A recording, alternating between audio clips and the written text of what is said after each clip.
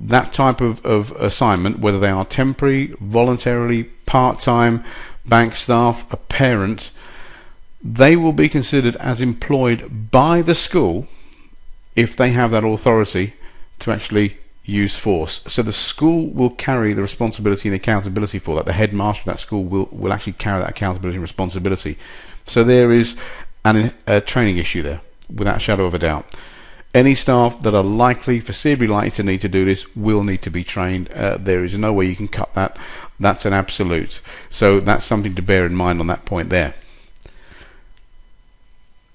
When can reasonable force be used? It gives us some guidance and instruction on that as well. It says reasonable force can be used to prevent pupils from hurting themselves or others, from damaging property, or from causing disorder. So you're back to one of those aspects of harm.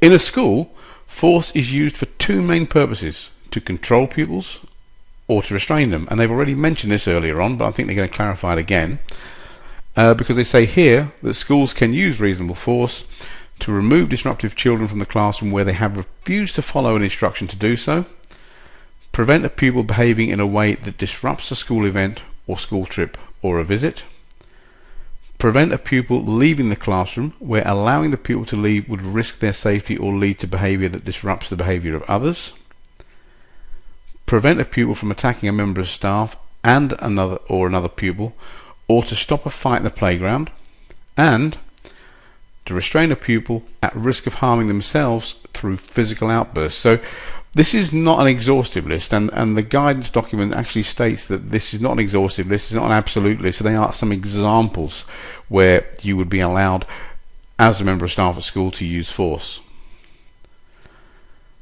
With regard to the school's approach to the use of force, it goes on to say that every school is required by law to have a behaviour policy and to make this policy known to staff, parents and pupils.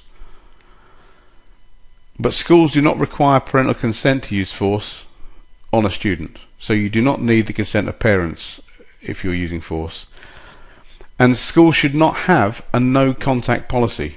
There is a real risk that such a policy might place a member of staff in breach of their duty of care towards a pupil, or prevent them taking action needed to prevent a pupil causing harm. So that's a really good point.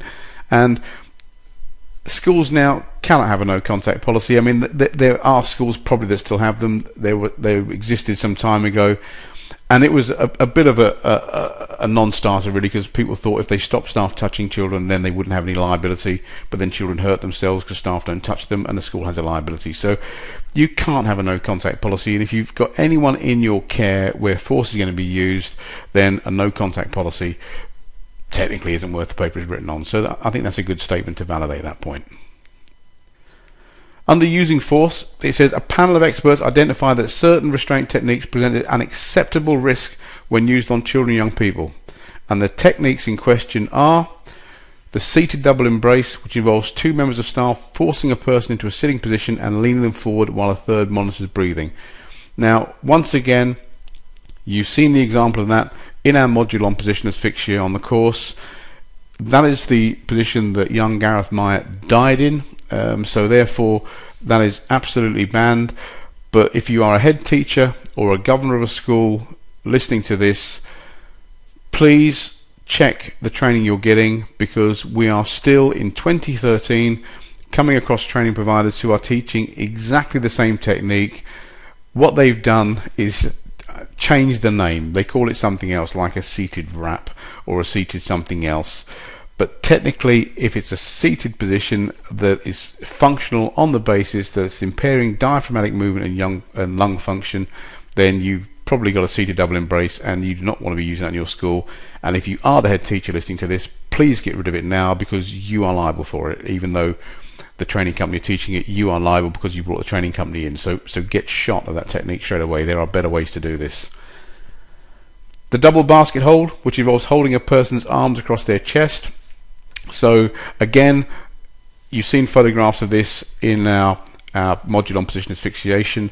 It's interesting that they mentioned the double basket hold here, because back in 2000, the local authority circular, the draft local authority circular, which is still around, by the way, it's still referred to, just talked about single basket holds. And I'm surprised they don't mention a single basket hold, because a single basket hold should not be used, because A, it's encouraging people to use force on their own, and secondly, you need more force if you're trying to restrain someone than you would do if you had two people. So they've outlawed or said that the double basket hold should not be used. I personally would not recommend the use of the single one either. And the nose distraction technique, which involves a sharp jab under the nose, and of course that's been outlawed since 2005, the year after young Gareth Myatt died as a result of hanging himself because that brutal technique was used on that young man. So there are 3 examples of techniques there that should absolutely not be used. So check your training program. Don't just look for the names, look for the technique. If you have any issues, by all means contact us and we'll have a look at them for you, and make sure that those aren't being done.